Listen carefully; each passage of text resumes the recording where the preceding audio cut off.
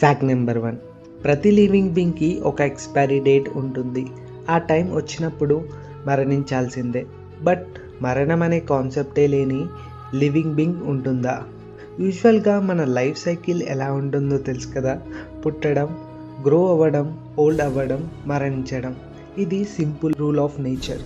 కానీ ఓషన్లో ఒక small jelly fish species ఉంది. వాటి పేరు ట్యూరిటోపస్ ధోరణి. ఇది ముసలితనానికి వెళ్ళిన తర్వాత చావకుండా మళ్ళీ బేబీ స్టేజ్కి మారిపోతుంది.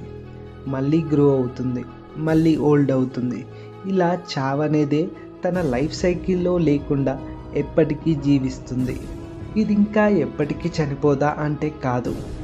ఏదైనా పెద్ద ఫిష్ తింటే లేదా ఏదైనా తీవ్రమైన గాయాలైతే చనిపోతుంది. కానీ న్యాచురల్గా ఏజింగ్ వల్ల మాత్రం చనిపోదు. Fact number 2. ఆకాశంలో చాలా నక్షత్రాలు ఉంటాయి కదా.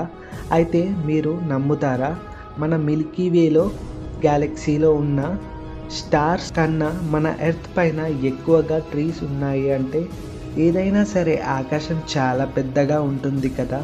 అయినా సరే ఎర్త్ పైన ఉన్న ట్రీస్ ఎందుకు ఎక్కువగా ఉన్నాయి?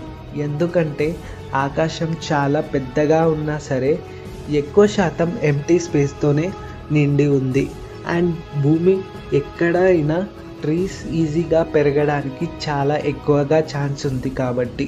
Fact number 3. కోడి మెడ కట్ అయ్యాక 2-3 నిమిషాలు సర్వైవ్ అవ్వడం చాలా నార్మల్. బట్ 18 నెలలు చనిపోకుండా బ్రతికి ఉండడం ఏంటి? అసలు ఏం జరిగిందంటే 1945లో యుఎస్ఏలో కొలరాడో అనే ప్లేస్లో ఒలిసెన్ అనే ఫార్మర్ డిన్నర్ కోసము అని ఒక కోడి మెడని కట్ చేశాడు. హెడ్ కంప్లీట్గా కట్ అయింది. కానీ షాక్ ఏంటో తెలుసా? ఆ కోడి చనిపోలేదు. 18 నెలల వరకు బ్రతికే ఉంది. అయితే ఎలా సర్వైవ్ అయింది? బ్రెయిన్లో బ్రెయిన్ స్టెమ్ అనే చిన్న పార్ట్ ఉంటుంది. ఇది శ్వాస, గుండె కొట్టుకోవడానికి లాంటి పనులను కంట్రోల్ చేస్తుంది. ఆ కోడిలో ఈ చిన్న పార్ట్ మెడ దగ్గర సురక్షితంగా ఉండడంతో అది బ్రతికి ఉండగలిగింది. మరిన్ని ఇంట్రెస్టింగ్ ఫ్యాక్ట్స్ కోసం ఛానల్ని సబ్స్క్రైబ్ చేసుకోండి.